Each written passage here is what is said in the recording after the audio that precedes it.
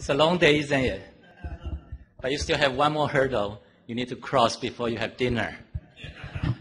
And I feel very happy to follow Dr. Mark. He's certainly a wonderful speaker, and always very informative and very entertaining as well.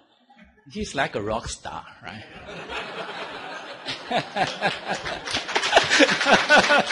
And it's a hard act to follow, but I will try to. And I was just a dentist turned a statistician. So I try to make this as least painful as possible, not like pulling a tooth, right? Okay. So I will talk about the statistical consideration for our phase 3 randomized trial, interim analysis, and data monitoring. Okay, and I just want to say up front, okay, you don't need to understand everything in my talk, but you just hopefully you'll catch some important idea about some aspect of the randomized phase 3 trial. Okay, as been discussed many times in this workshop, okay, I just want to illustrate again the difference of the old style kind of standard phase 3 trial and the new era in the new generation of phase 3 trial. So at old time, okay, the discovery phase of the agent typically takes about 8 years. And then the clinical development takes about 7 years, okay, or even longer, right? But starting from this first successful example of Gleevec, okay, so as you can see here, that the first compound was synthesized in 1992, okay? And then the first patient with CML was treated in 98. And then subsequently, then this entered into clinical development and it was very fast, okay? So the Gleevec was approved by US FDA for CML in 2001 and then approved for the GIST in 2002, okay? So as you can see that once you identify where the action is, it actually moves very fast, even in Gleevec. In this case, still relatively long. It's like maybe 4 years, 3-4 years, right? And last year, there were 2 drugs being approved by US FDA in the molecular related agent that with companion diagnostic. And everybody knows that for vemurafenib, with BRAF V600E mutation, as you can see that the development here, okay, is also about 5 years, 4-5 years after the IND is filed. And then for crizotinib in EML4 ALK translocation, again, this is about 4 years. Okay, so we really need to. We already learned how to do things smarter and better, and let's keep that in mind. Okay, and while I will try to review the standard phase 3 concept. So the phase 3 study is a full-scale evaluation of treatment efficacy. Okay, we compare the new treatment versus standard treatment in a rigorous manner. By that, I mean double-blind, randomized, placebo-controlled studies. Okay, the goal is to define the best treatment with the implication of change the current practice of how to treat patients. Typically, it requires a larger sample size, long-term and expensive. Okay? There are 2 big enemies against finding the truth. So what are they? And what are the effective weapons to fight these 2 enemies? The first is called bias. The second one is variation. Okay? To tackle the bias, then we can do randomization, we can do blinding, we can do the intent to treat principle to avoid that the subjective selection of patients and how do you call the effectiveness of the drug. To tackle the variation, then we need to control the variation by, like, for example, eligibility criteria. By selecting a more homogeneous group, and within that group, then we evaluate the treatment effect. And if everything been taken, or, for example, like how do we measure the outcome, make it more consistent, okay? After everything is taken care of, then the last resort is to increase the sample size, right? Because the larger the sample size, that help you to tell the difference, as you will see in a minute. So the primary, for every study, you need to have a primary objective and primary endpoint. So typically, in phase 3 trial, it's overall survival as a primary endpoint, and then you can have a number of secondary endpoints, and you need to define what type of study it is. Is it hypothesis testing or estimation? Is it a superiority trial or the non-inferiority or equivalence trial? Okay. And the sample size is calculated based on the primary endpoint and type of study. So again, and I showed these slides earlier in my talk. So this is a hypothesis testing framework, and your goal is to control type 1 and type 2 error rate, the false positive and false negative rate, and you find sample size to achieve like 5% type 1 error rate and 80% to have the 80% power. Okay, so you saw this slide earlier. Okay, so this dark blue area, just to remind you, is the type 1 error rate, and then this pink area is the power. Okay? And in some simple case, you can have a formula to calculate the sample size. Look at these 4 quantities, okay? You need to control the type 1 error rate, type 2 error rate, and then the difference and the variation. That's basically it, okay? So I'm going to run through a few slides, and you will see the effect of the sample size. Okay? So when sample size equal to 10, and in these 2 populations, you have a mean of 0 in one group and mean of 5 in another group, okay? If you have a sample size of 10, and I show you the distribution of the mean, how about if you increase the sample size to 20? You see that you can estimate the quantity better. The mean is still the same, but it's more concentrated, right? How about 40? How about 80? Okay? So let's go back to this 10. Can you tell these 2 groups apart very well? Do we have a high probability to separate these 2 groups? Probably not, right? Because you don't have enough sample to show to tell them apart under the variability. But on the other hand, suppose sample size 80. Can you tell this group apart? The answer is yes, right? Okay, so that's a basic concept of sample size calculation. Okay. In this guideline called International Conference of Harmonization and the IHCE9, they published a few important statistical principles for clinical trials. Okay? And with the effort, try to bridge all these regulatory bodies in Europe, Japan, and US. Okay? And I will not go into detail except to point this out. This has been published, and then there are many important things being discussed. For example, like how do we define the study? Okay, what's the trial design consideration? Whether it's a single or multi-center trial. Again, the group sequential design, which I will talk a little bit more. Sample size and data capture and processing, etc. Okay, so for those who are interested in learning more details about the components of the randomized phase 3 trial, I encourage you to consult this document in more detail. But just want to point out that phase 3 trial, like any other trial, need to have a well-defined study protocol. Okay, this study protocol is a written agreement between the investigators, participants, and the scientific community. You need to define the standard operation procedure, SOP, very clearly. So let me just illustrate with an example.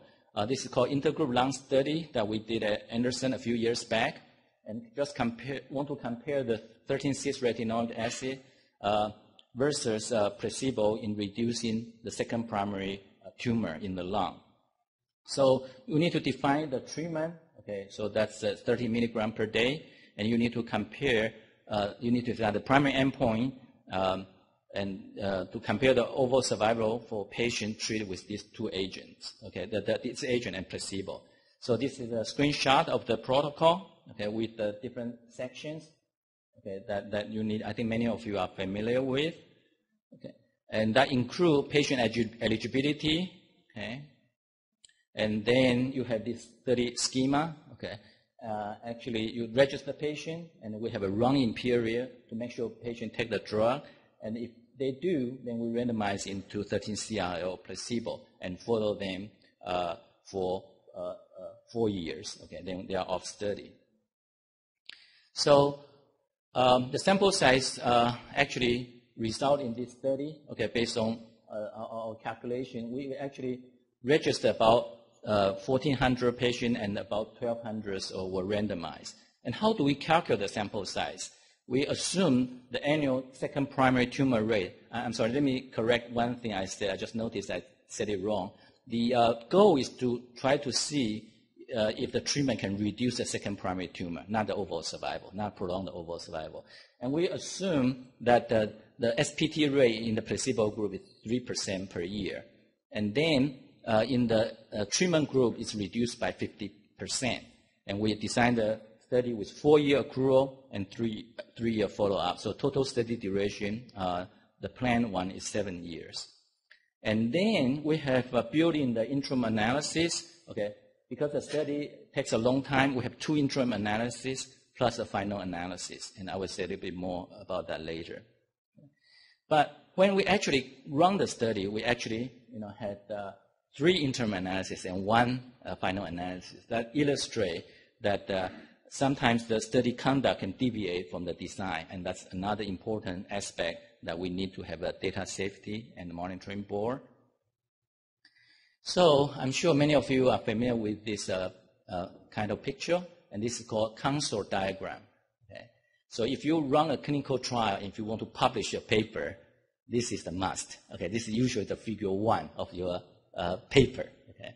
So you need to tell the readers how many patients you register, how many randomized into 2 arms, and go through every year how many developed the event, how many left, how many lost to follow-up, etc. So keep that in mind. Okay, that's the very first thing in terms of reporting the clinical trial, and there's a standard called consort. And then usually that's figure 1, okay? And table 1 of your paper is just like this, the patient characteristics by treatment, and then what's the total, okay? And I want to introduce you something new. This is called event chart. And we developed this several years ago. And there are basically 2 useful kind of event chart. One is called calendar event chart. One is called interval event chart. And what they would do is that they would track and plot multiple time event endpoint in a very effective way, so you can monitor the trial. Okay.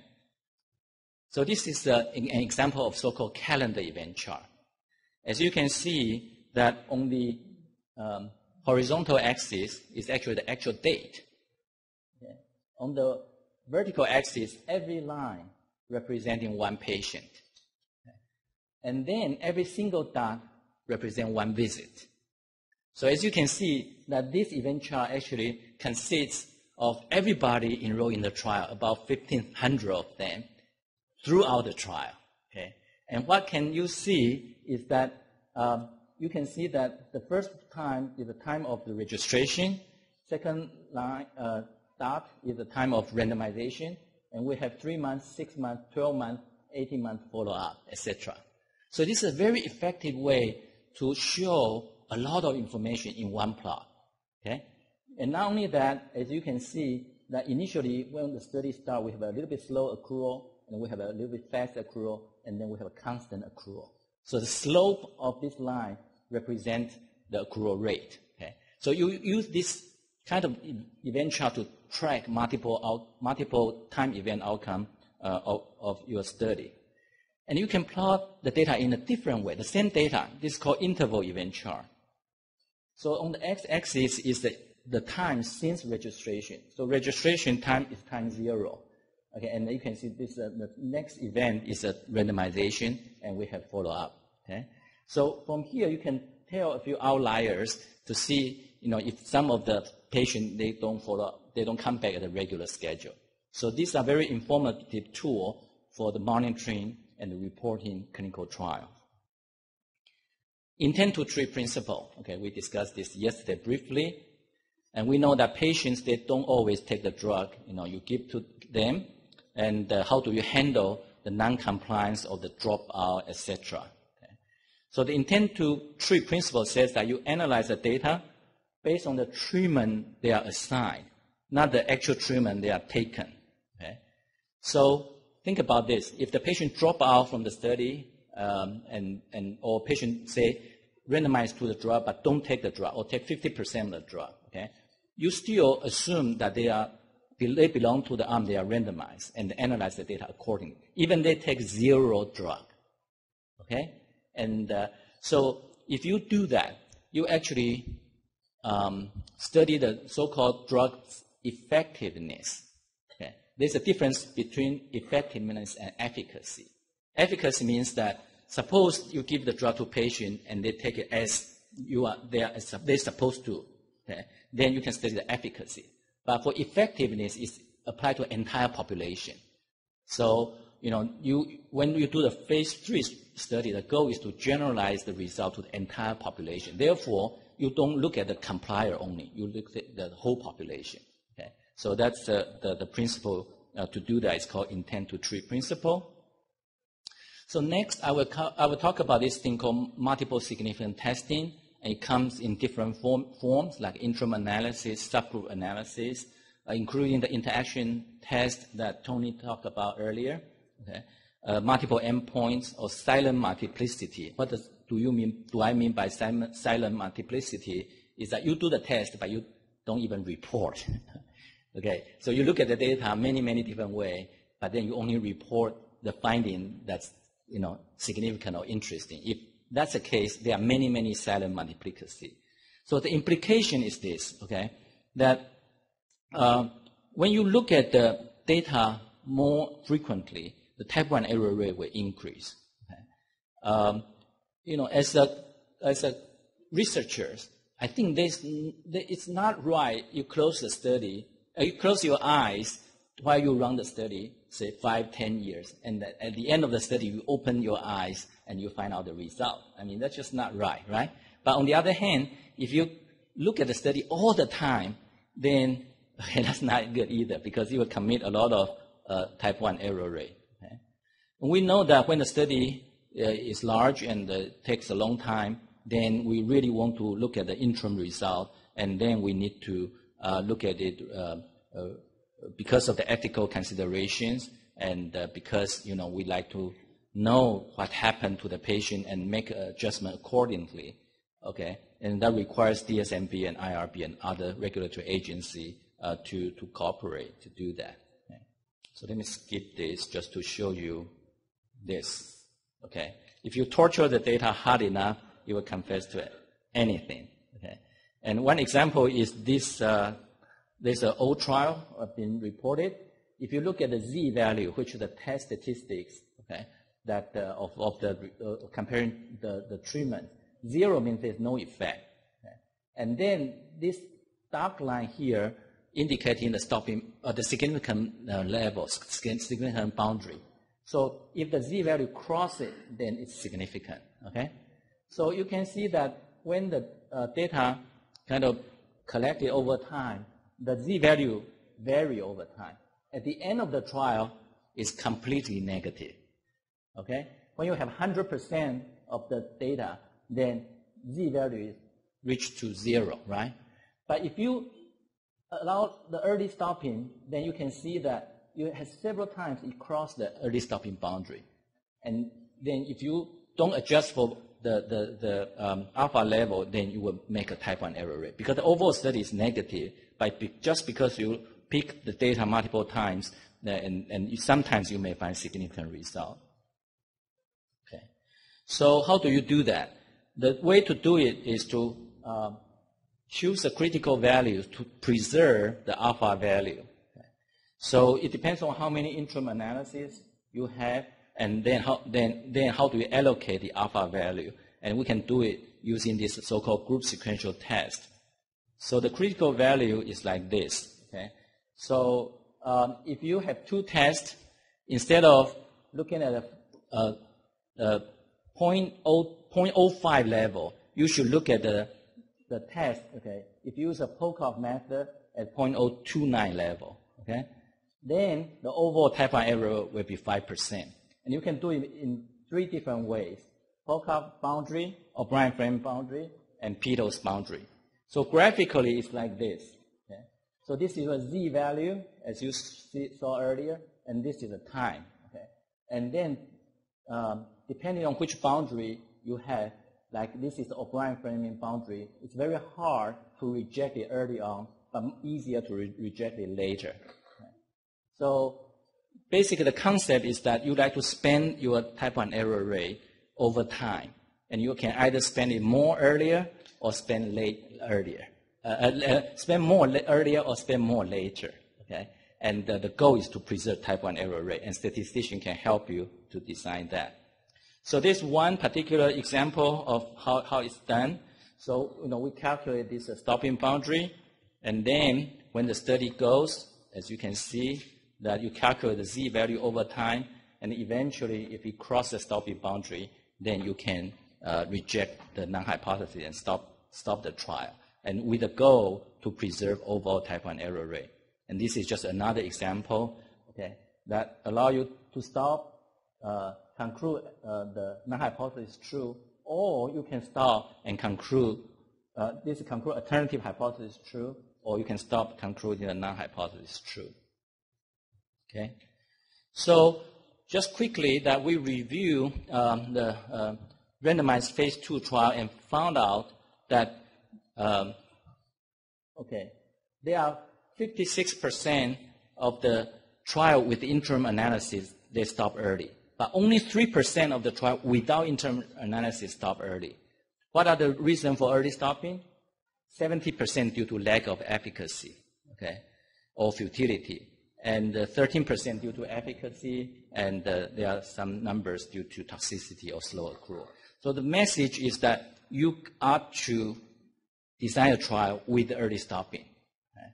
Because if not, then very few trials will stop early and you waste resources. And Ekhorn and his colleague also review the 27 randomized control trial and confirm that when you design it properly, if you stop the trial early, then it can confirm by subsequent studies.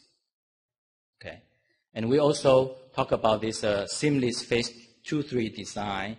The idea is to start with a randomized phase 2 study with active controls and several experimental arms, and then use the short-term endpoint in the phase 2 part, like a response rate or disease control rate. But then you apply the outcome adaptive randomization, you drop inefficacious arm along the way, and just at the end that if at least one experimental arm is promising, you roll into phase 3 and compare with the active control arm, and use the longer term endpoint like overall survival as an endpoint. Okay.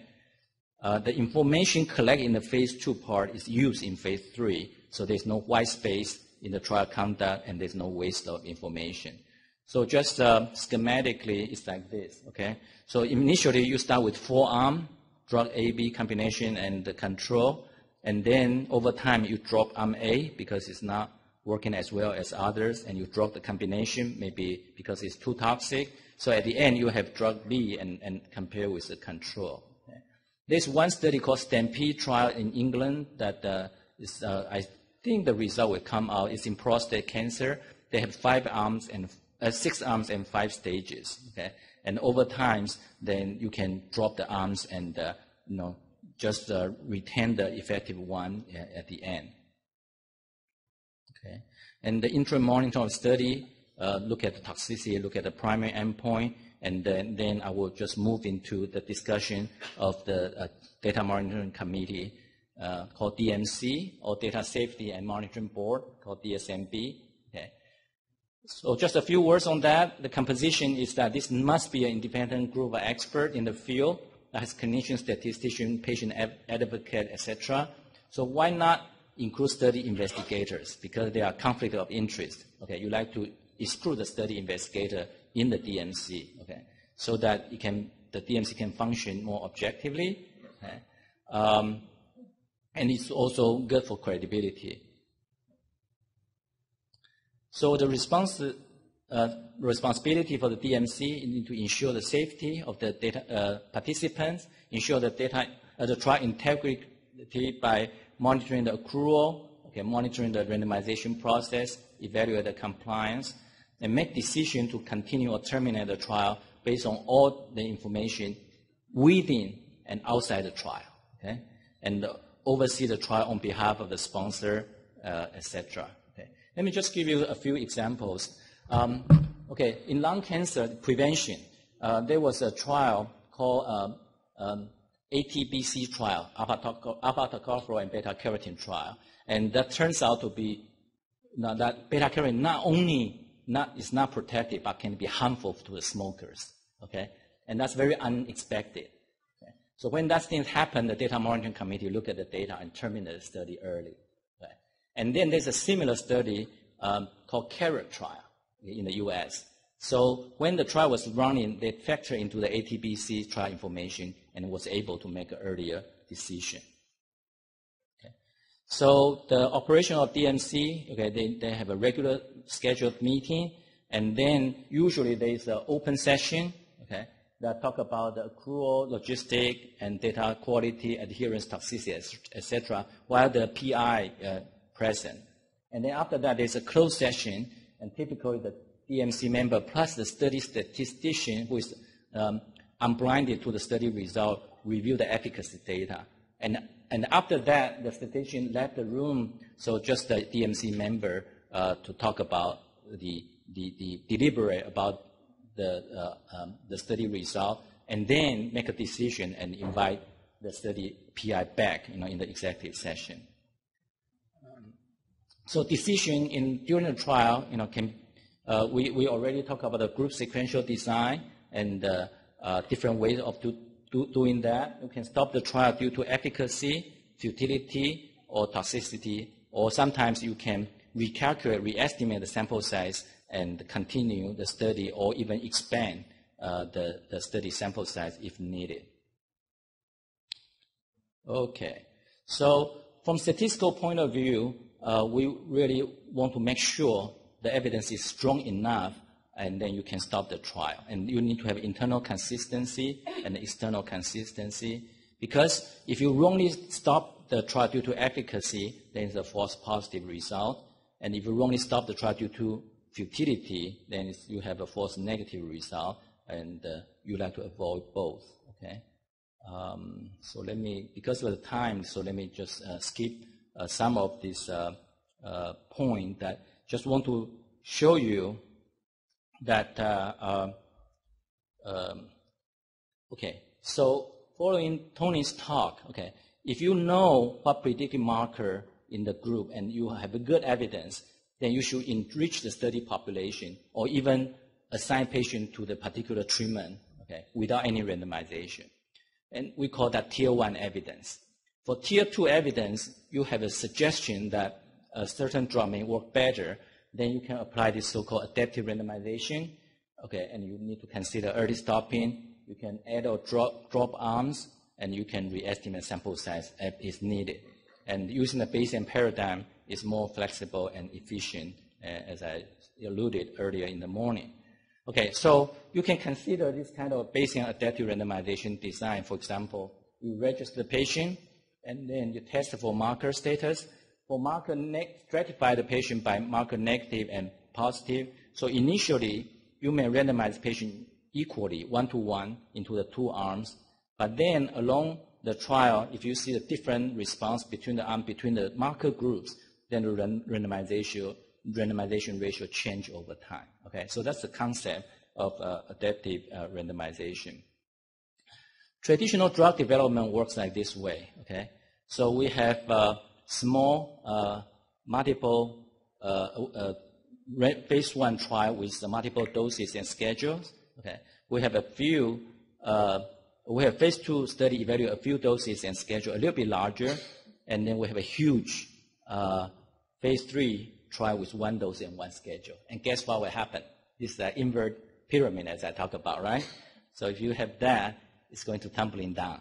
Okay, and that's not good. So we ought to do better. So this is my last slide. What's the take-home message? Phase 3 trials are definitive studies with rigorous evaluation of the efficacy. Okay? And then you need to define the primary endpoint, and you need to have a statistical design chosen according to your primary objective and primary endpoint. Okay? And then there are actually very important key elements in the design of the trial, and this should be written in the protocol. For interim analysis, it's essential, but you need to do it right to preserve the type 1 error rate. Okay? You need to have an independent data monitoring committee to look at the trial conduct over time.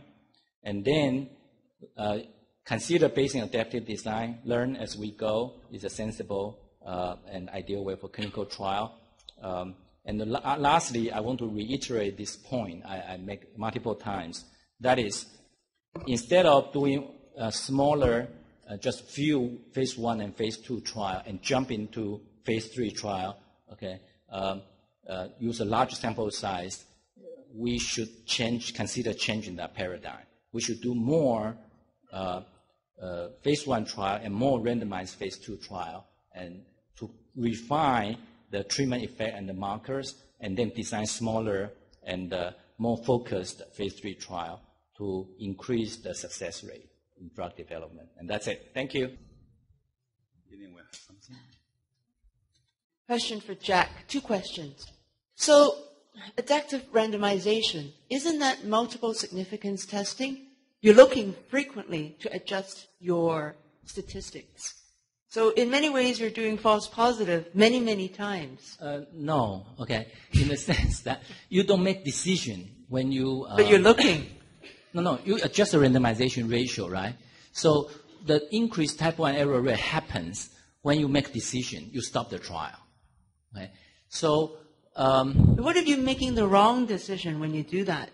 Yeah. Then you commit the error rate, which is whether it's type 1 or type 2 error rate. Okay, so the answer to your question is that even for the Bayesian design, we look at the frequentist operating characteristics. So we do simulation and we run the trial in silico, okay, thousands and thousands of times.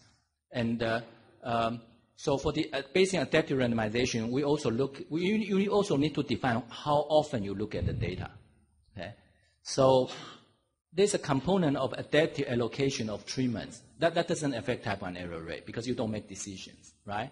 But it allows you to look at the data more frequently. So for example, in the morning when I present this predictive probability design, it allows you to look at every single patient, right? And then make a decision after every patient.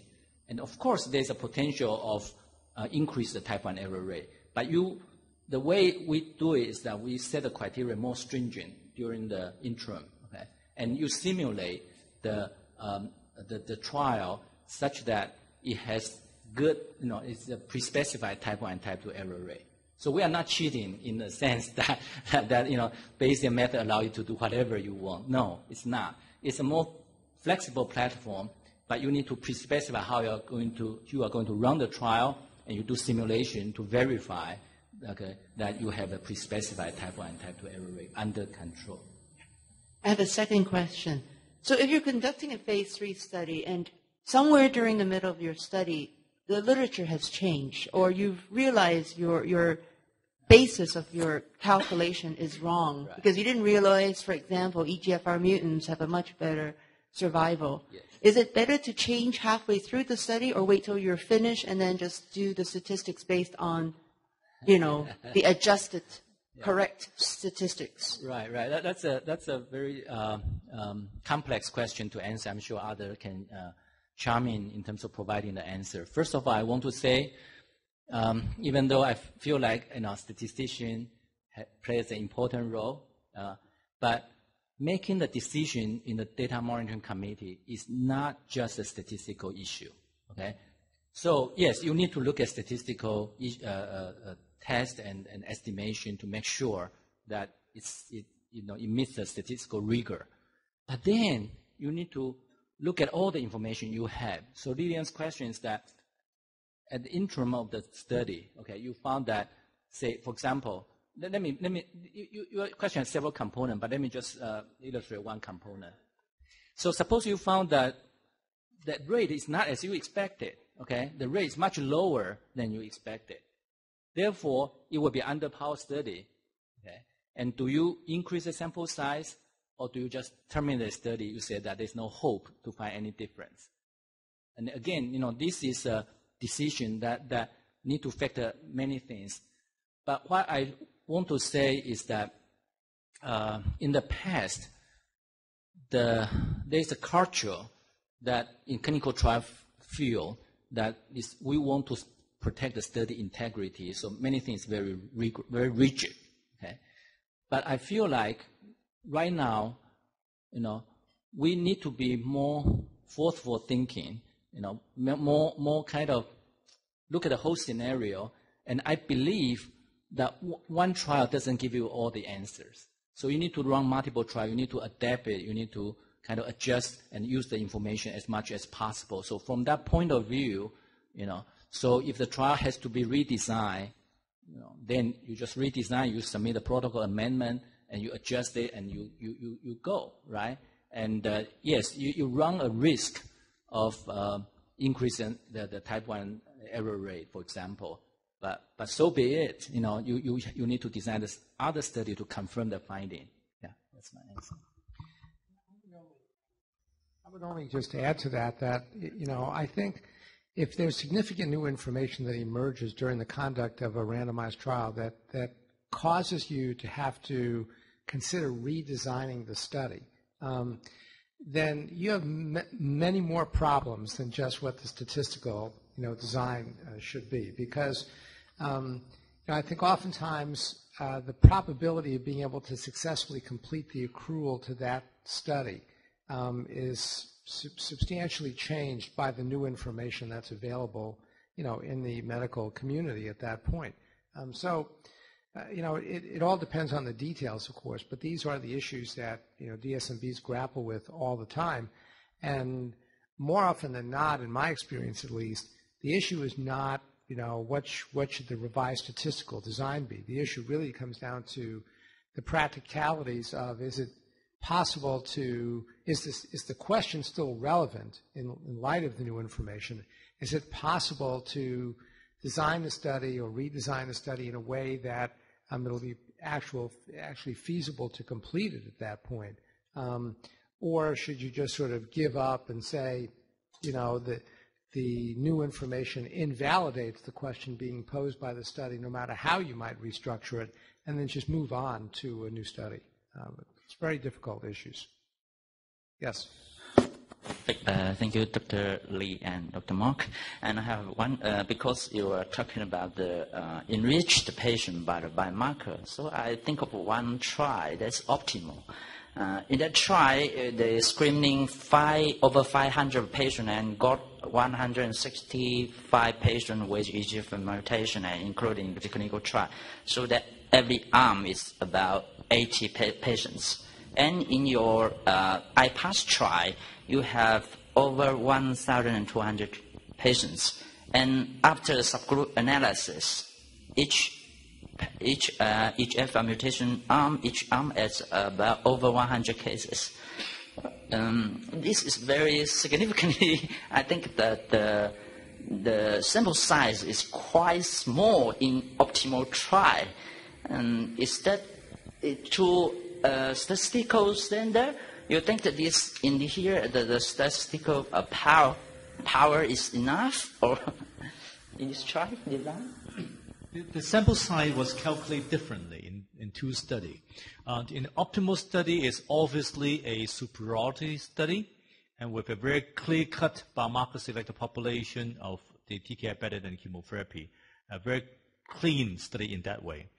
As a matter of fact, the parameter for IPASS is different. IPASS is actually designed as a non-inferiority study of the overall population group with a superiority co-endpoint. So this is a relatively complex. We talk about that a long time because for this study to be positive, the whole population has to be positive. And for us to get the whole population positive, I've estimated the percentage of patients being being mutation positive. So, the sample size estimation is totally different. And so therefore, the subgroup analysis, which is already pre-planned, but then we did not pre-plan the sample size for the subgroup analysis. It just turned out to be that way. So it's two different scenarios. Okay, please. Yeah, question to Tony. I think the most important things for the doctor is we know how to read the data in the phase 3 trial. As you presented, you talk about the relationship between the PFS and the overall survival.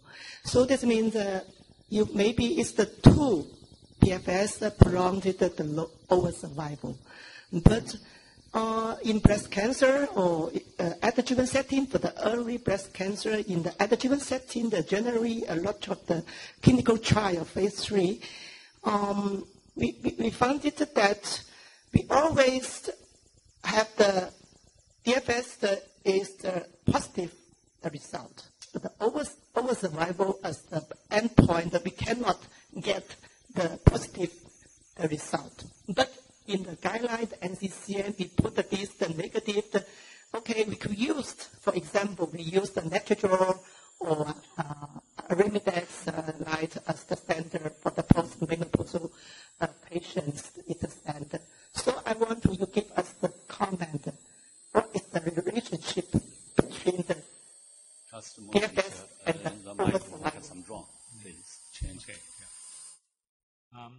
Obviously, my understanding of breast cancer is quite limited, but I'll try. First of all, I appreciate the fact that in breast cancer, whatever is not sufficient, you can use the number to make it better.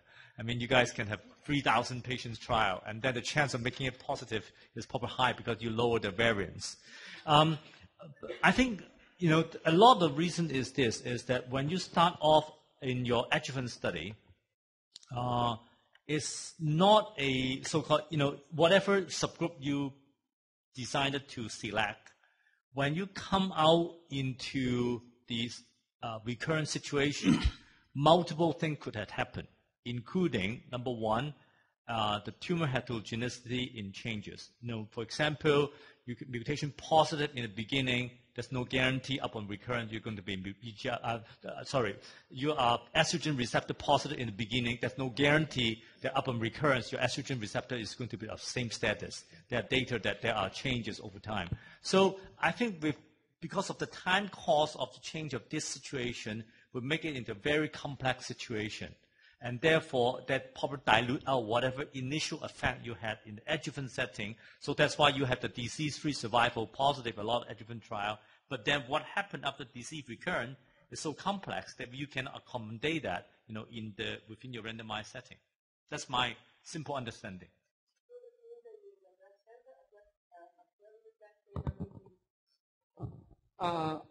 Overall survival maybe is not the most important endpoint. Maybe the DFS could be the primary endpoint. You think so? For lung cancer, now all the adjuvant trial, we use the disease-free survival. For one reason is that our sample size is never big enough, so therefore we use a disease-free survival to attain a better so-called sample size. I have a question to Dr. Jack. Now, I noticed that during the speech, you omitted a couple of slides, including the post-hoc analysis. Right. Would you please explain post-hoc analysis and its value, and in which situation, what kind of situation we need to do post-hoc analysis, please? Okay, good. Yeah, again, I apologize that running through the slide quickly. That it's a very important issue, I think. Okay, my own view is that you need to keep your eyes open all the time. Okay, but you need to reason it, kind of objectively. So I'm not against post hoc analysis in any way, okay? Because that help you to learn. But just remember the post hoc analysis for hypothesis generating, okay? And it's for exploratory analysis. And whatever you learn need to be confirmed with other studies. So actually, it also is another thing that illustrate why Bayesian method is superior than the usual frequentist method.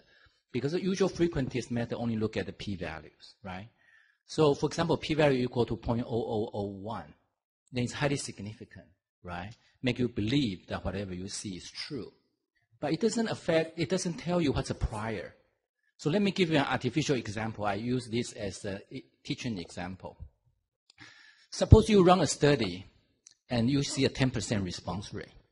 Very disappointing, okay? But then you look at it closer, and you found that all the ones that respond was born in January. Okay, if they are not born in January, the patient is not born in January, they are not responders. So therefore, then p-value is 0.00001. Okay, do you believe the result? Do you believe that the treatment only works for patients born in January? That's a post hoc, analysis, right? Do you believe that? So depth inference. Oh, I ask everybody. Okay, do you believe that? How many of you believe that? Raise your hand. Very skeptical. You should be bolder. Okay, again, I encourage you to make make a guess and then verify if your guess is true or not. Okay, so if there's one question you can ask, and then that can immediately that tells you that how reliable the data is, what question will you ask? What is that one question you will ask? And to tell if really the treatment only works for patients born in January. What do you ask that? How do you ask that question? What question will you ask? Okay, because of time, let me just give you the answer, okay? You simply ask, is this a pre-specified hypothesis? Okay? If not, then you don't believe it that much. And if it is yes, then it's more credible. Again, that tells you that there's a prior. That's a body of knowledge, okay, based on the other study, based on the biology, based on other clinical trial. And if you have that information, and if your new result confirms that, then it's very, very likely that it's the case. But if you don't have any idea at all, and you do multiple studies, okay, and in the case for genomic studies, suppose you have, 1 million SNP, okay, and you find that the treatment only works for certain patient has certain SNPs, it's certain kind of group. Do you believe that? Most likely, it's not true. Okay,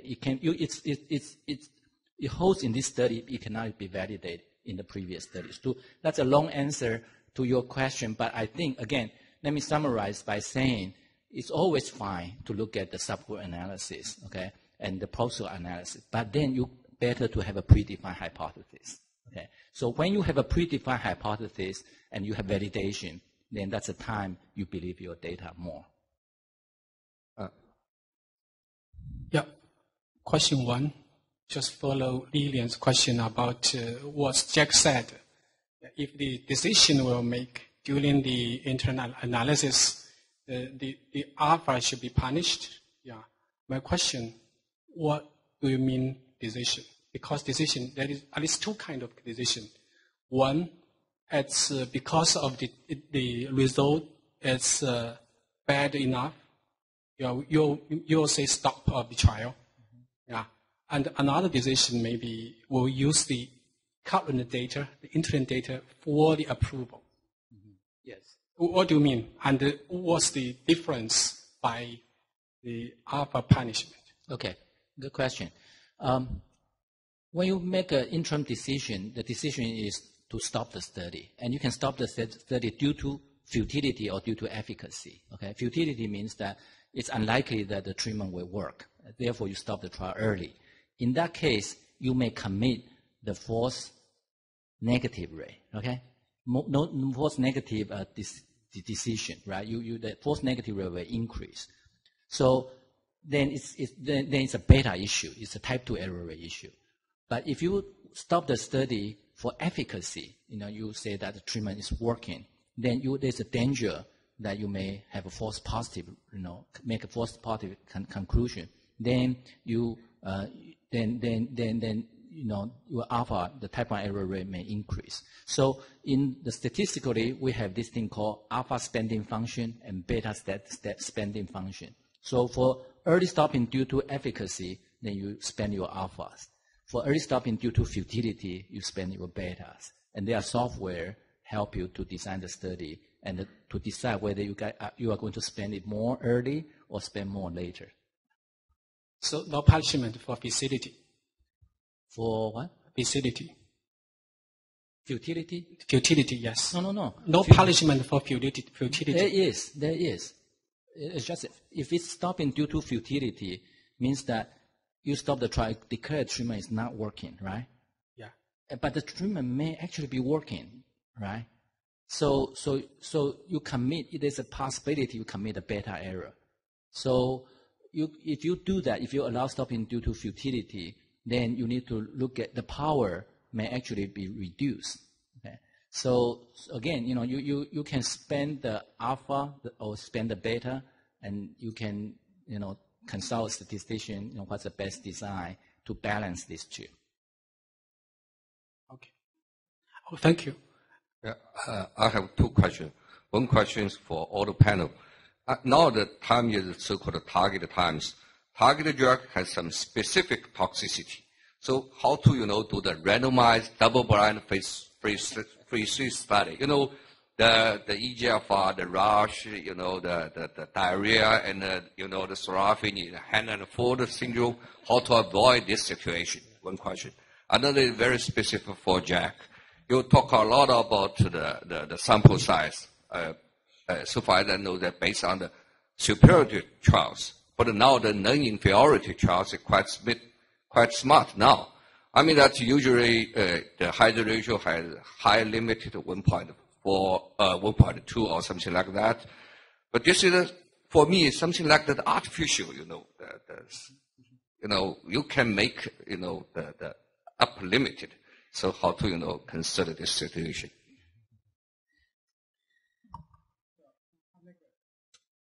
Make a comment on your first question. We usually think about placebo-controlled trials as a way of controlling bias with respect to the efficacy endpoint.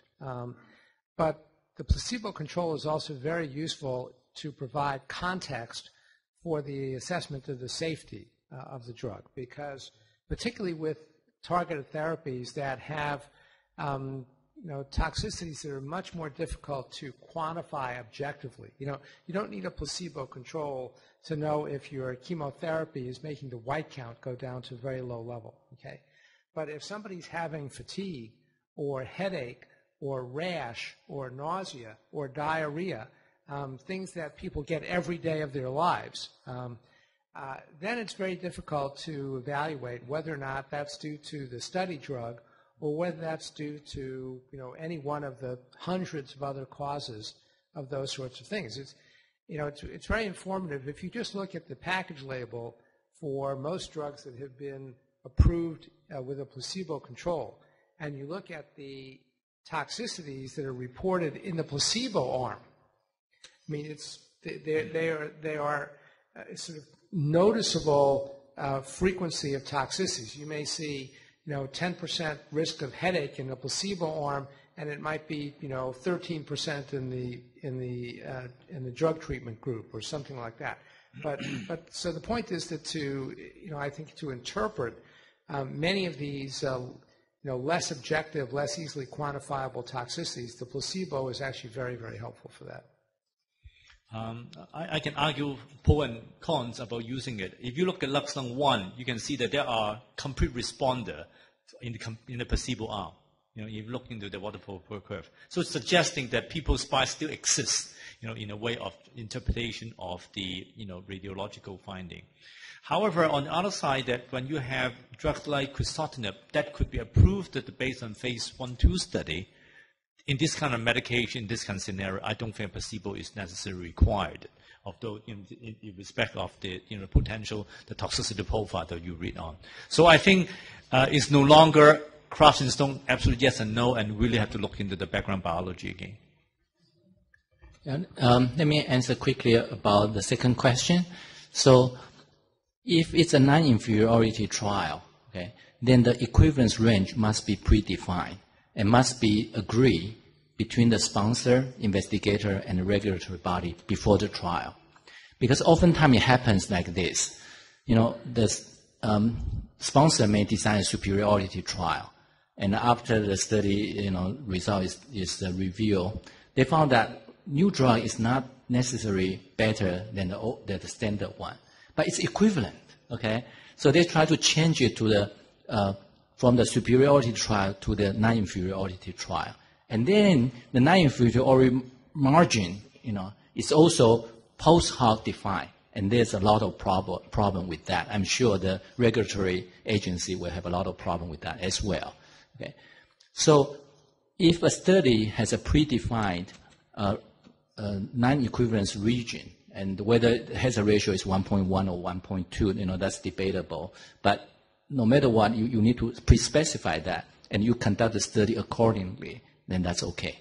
But otherwise, if you try to change the rule of the game after you see the data, that's not a good idea. So lack of superiority is not the same as equivalence. Yes, that's right.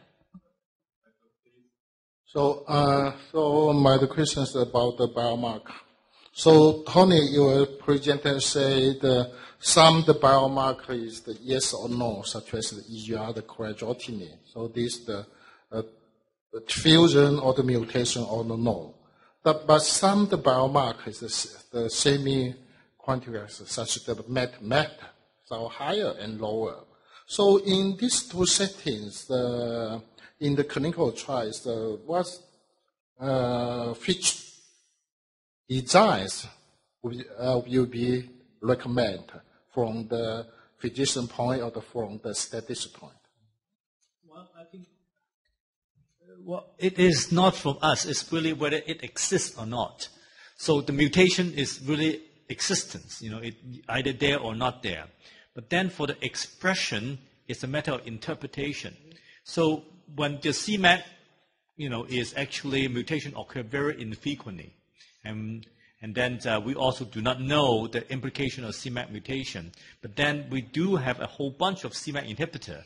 So this time is the other way. It is a drug looking for the biomarker, not a biomarker looking for a drug. So we kind of reverse order. We got a drug that can inhibit this mechanism, and we ask the question, what can we do to select the patient? So all these are always in a learning process. And so when you have those confirmed, those situations, you really rely a lot on, number one, historic data. Number two, single-arm prospective data that can give you some insight before you can really decide on a biomarker. So I have to say that, the MAC study holds some risks, because of the definition of the biomarker. And we know that from the other study on the ARC-197 that we already make a mistake and the study was stopped due to fertility. So Dr. Wu's question is about a continuous biomarker, okay? And the related question is how do you choose a cutoff if you want to categorize them? So my answer to that question is that whenever you have a continuous biomarker, then it's better to look at the effect of continuous marker and outcome before you decide the cutoff. And in statistics, we have several methods to do that. Okay, so if it's a survival data analysis, then I would recommend doing this thing called non-martingale plot. It's basically a residual plot the effect over the marker value. Sometimes you see a linear effect, means that the result and of the outcome and marker are linear. Sometimes you see this step function. So for the step function, then it's reasonable to make a cutoff, that there's a threshold effect, that the marker value is greater than certain value, then the result, is positive, etc. So the trade-off between using a continuous marker and a categorized marker is continuous marker is more efficient but less robust. But on the other hand, the categorized marker is more robust but less efficient. Okay? So there's no single answer what's the best way to do, and you just need to look at the data more carefully and then choose a, if you want to categorize, then you choose a cutoff reason, based on the data. If it's a linear one, I would recommend against just cutoff. Okay, but you have a kind of step function, then you can use a cutoff. But of course, another real concern or the complexity is that these markers in different labs, kind of have measured differently. Okay, so if you choose a cutoff from one lab, it may not translate to a cutoff from another lab. Okay? So the marker validation part is also important. So that leads to my final comment on this question, that is, we ought to make the data available. Okay, so I'm advocating for all of us, after we publish the data, for our primary study, make it available, and then we can pull the data together and actually learn more, and we can go in more depth about finding the truth and finding the effective treatment. So I think that if we have the data, so we can base this data to design the clinical trial. The question is no trials, no data. At the beginning, how to design? Yeah? No, I think you're absolutely right. That's exactly why FLEX failed. They use exactly the same thing, the continuum marker of IHC, using exactly the same method to define IHC 200, the X-score 200 as their biomarker, but it's already after phase 3 trial that we retrospectively define it. So it's too late.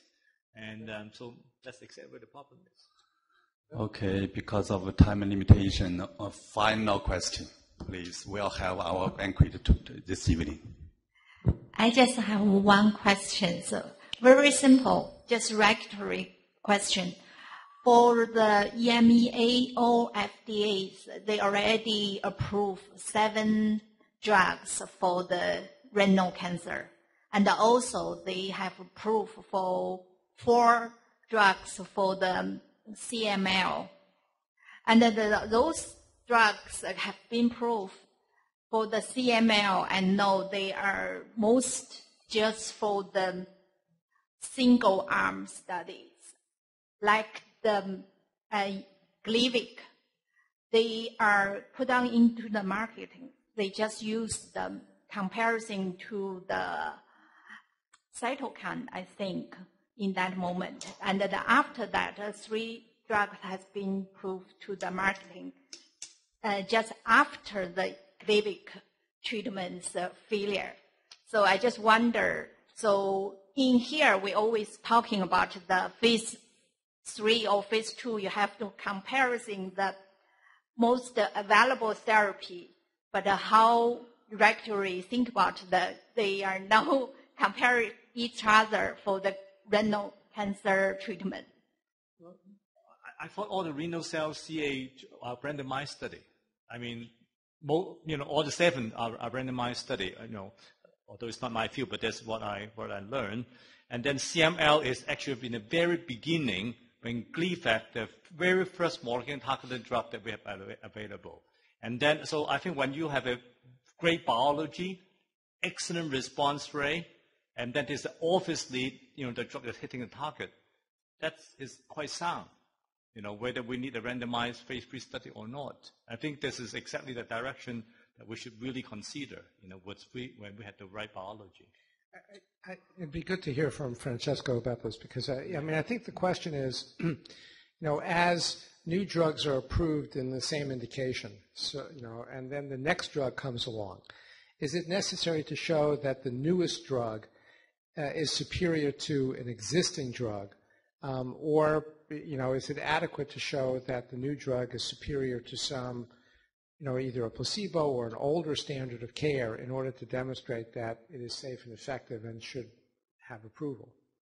The short answer is no. It's not necessary to show that the new drug is better or not inferior than the previous drugs. But there is a limit to that. In a few areas, there are such well-established drugs which brings such benefit that it would be irrational to put on the market something which is of proven inferiority.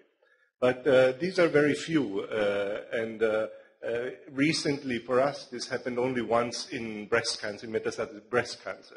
So far in the history of 15 years of EMA, there were no other drugs rejected because they were inferior to another drug. Yeah, and I think the situation from the legislation point of view is pretty much the same across the regions.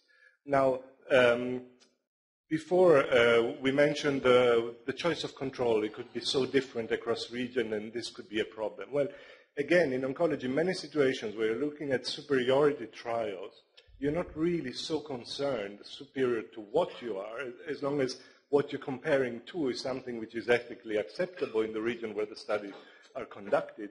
There isn't such an issue of the heterogeneity across treatment arms in terms of this, because it's a randomized study. So it's very well acceptable that there are different choices. And lastly, not in oncology, but in a number of therapeutic areas, it has sometimes been shown that drug A was superior to drug B, and drug C was superior to drug A, but drug C failed to be superior to drug B. So this, we forget about what those p-values and the inference that we make really mean, and all these different historical comparisons on the basis of which we choose our control arms are still what they are, historical comparisons.